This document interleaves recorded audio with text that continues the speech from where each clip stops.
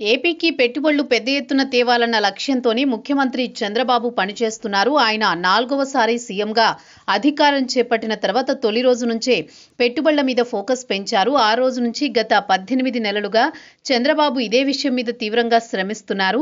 ఆయన అనేక దేశాలు తిరిగి మరీ పెట్టుబడులను ఆకర్షించే ప్రయత్నం చేస్తున్నారు. ఏపీ సన్ రైజ్ స్టేట్ అని చెబుతున్నారు.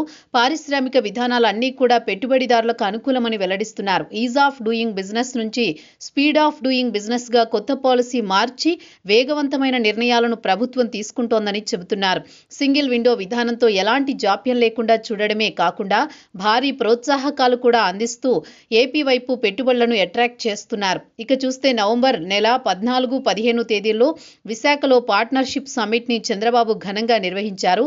ఈ సమ్మిట్ ద్వారా 13 లక్షల కోట్ల రూపాయల దాకా పెట్టుబడులకు సంబంధించి ఒప్పందాలు కుదిరాయని కూడా ప్రకటించారు. ఈ సమ్మిట్ కోసం అంతకు 3-4 నెలల నుంచి విదేశాలు పర్యటించి చంద్రబాబు ఒక నెల ఆగి మళ్లీ విదేశీ టూర్కి భారీ ప్లాన్ చేస్తున్నారు.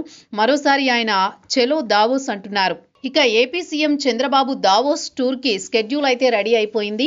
కొత్త ఏడాది వస్తూనే దావోస్ వెళ్లేందుకు ఏర్పాట్లు చేసుకున్నారు. జనవరి నెల 19 నుంచి బాబు ఏకంగా 23 వరకు 4 రోజుల పాటు దావోస్లో పర్యటిస్తారు. ఈ సందర్భంగా అక్కడ జరిగే ఎకనామిక్ ఫోరం సమ్మిట్కి ఆయన హాజరవుతారు అంటున్నారు.